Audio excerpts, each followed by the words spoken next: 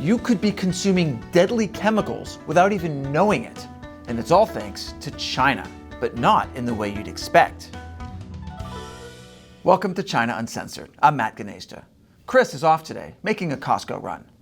Meanwhile, thank you, because thanks to your support, we've just hit 2 million subscribers. And I'm not really sure why, because we're constantly telling you terrible, terrible things. Like today's story. China is pumping toxic chemicals into America's pot. Not this kind of pot, this kind. And I'm not just talking about black market weed either. China is putting toxic chemicals in some of the legal cannabis products you get from dispensaries around the country. I always knew the Chinese Communist Party was evil, but now they're comic book villain levels of evil. Dousing citizens with lethal chemicals is literally the Joker's every third evil plot. An LA Times/Weed Week investigation has found alarming levels of pesticides in cannabis products at dispensaries across California. But it's not just the levels of pesticides that are alarming, it's the type. Dangerous neurotoxins that are illegal for use as a pesticide in the United States. They're more toxic than Ben Affleck and Jennifer Lopez's marriage. Every picture of these two together looks like they're whispering, "Don't embarrass me."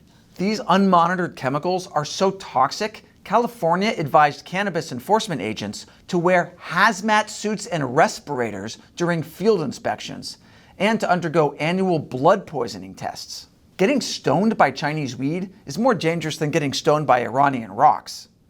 Now, we've covered in a previous episode how Chinese drug cartels are growing tons of pot in the US these days, and how a lot of the illegally grown pot still ends up being sold by licensed dispensaries. But the situation is even worse than we knew back then, because it turns out the chemicals Chinese growers are using are not only illegal in the US, but testing facilities don't even look for them. It'd be like TSA agents scanning for atomic bombs. It wouldn't even cross their minds that someone would do something so comically evil. Which means that cannabis products that have been tested and labeled as safe might still be contaminated with some of the most toxic pesticides and fungicides known to man. This is a sobering fact for marijuana users, even for Snoop Dogg, who hasn't been sober since 1993. To make matters worse, evidence shows that Chinese neurotoxins are being shipped out from California to other states, including hotspots for illegal Chinese marijuana grows like Oklahoma and Maine. That's right, even Maine. And given how replacing alcohol with weed is a growing trend in the US, the damage could be devastatingly widespread, especially since black market marijuana makes up the vast majority of sales in places like California. Congrats, China. You found a way to make people feel even more paranoid after smoking weed. So, how did we find out about these toxic chemicals? Well, according to the Maine Wire, which has been exposing illegal Chinese cannabis grows, the California Environmental Protection Agency found weird mylar packages in illegal marijuana grows in California. These packages have Chinese labels. When an environmental specialist attending an investigation used Google Translate on the labels, it became clear that the packages were full of wood chips soaked with pesticides meant to be burned for fumigation. Yes, you heard me right. It was an environmental specialist, not a law enforcement officer, who thought to translate the labels. I'm filled with confidence in America's law enforcement. Some of the packages were intentionally mislabeled and stored alongside food and other common household items, which was weird, but finding pesticides at a marijuana grow? Perfectly normal.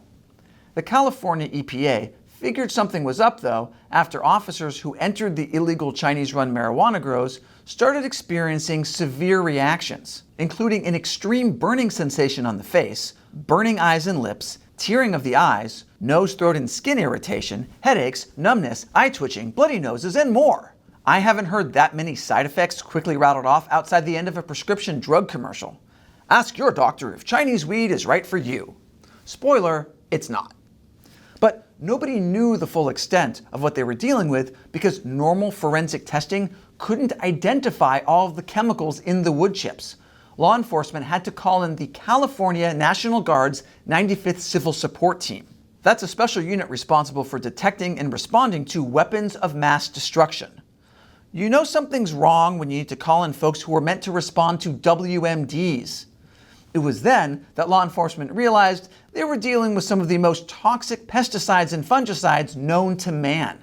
In California, authorities have now recommended full hazmat suit protections for law enforcement officers investigating suspected Chinese marijuana grows.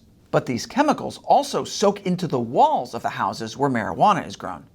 Side note, houses used as illegal Chinese marijuana grows are frequently bought with special mortgages from Quantic Bank.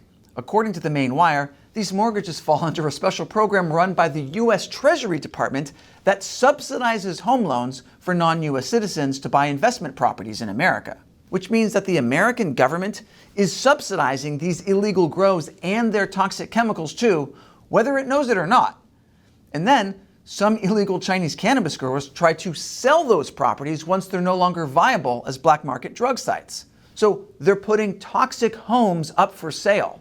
Unsuspecting people end up buying property contaminated with neurotoxins that could last years or even decades. Do you have a hazmat suit? No? Me neither. This might be the one time I'm grateful that hardly anyone in my generation can afford to buy a house. So we've got toxic cannabis products and toxic houses on the market with no easy way of knowing if they're contaminated. But even worse, the spread of these chemicals across the United States can be traced right back to, you guessed it, the Chinese Communist Party. The sheer size and scale of the entire operation shows that there's a highly organized and massive network with sophisticated international shipping logistics, supply chains, and production lines pointing back to China. That, plus the role of WeChat in selling the pesticides, has the fingerprints of Chinese triads all over it, which are known to work with the CCP. Investigators in California found that the illegal pesticides found at marijuana grows in that state have arrived after illicit sales conducted over WeChat. The pesticide bags often have QR codes on them, which link directly to WeChat pages where even more can be bought. China is an authoritarian state that's obsessed with surveillance. They tightly monitor conversations in WeChat. The CCP could detect or stop this kind of business from happening if it wanted to. But it doesn't. Like a girl who accidentally leaves her sweater at a guy's place so she has an excuse to see him again. They know what they're doing. But we're not done yet. Some of the toxins found at Chinese-run marijuana grows are even illegal to use or sell in China. What this means is that China bans chemicals that would hurt its own people while exporting those same chemicals abroad, especially to its enemy, the US. China has the same kind of double standard with fentanyl precursors, so I'm not surprised that China would do this with Chinese neurotoxins and marijuana. It sounds to me like the CCP is okay with criminals doing what they do best, so long as they set their sights on victims abroad. All of this is more than enough reason to treat China as a full-on enemy combatant. But I'm sure if we keep treating China like any other country and ask politely, they'll stop. Just like Batman with the Joker. And now it's time for me to answer a question from a fan who supports the show on patreon.com/China Uncensored. Today's question comes from Mervin. Do you think China will introduce a law similar to Brazil's where citizens are fined for using VPNs? Great question, Mervin. You're talking about how Brazil's leftist government has just implemented a massive fine for people using VPNs. Well, in China, it's a bit different. Technically, it's been illegal for a long time to use private VPNs in China. But like in any communist country, the law is selectively enforced to go after people for political, not criminal reasons. Like how they put a Uyghur university student in prison for using a VPN to access so-called illegal information. But communist China is a glorious land of hypocrisy. Because even though all American social media is blocked in China, Chinese state-run media staff routinely use VPNs to post their propaganda to X and, of course, on YouTube. So the CCP already has the laws and the enforcement mechanisms to go after people for using VPNs. But they only do so selectively if they think those people threaten the CCP's rule. Thank you for your question, Mervin, and for your support on Patreon.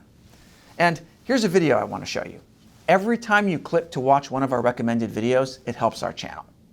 Once again, I'm Matt Gnezda. Thanks for watching China Uncensored.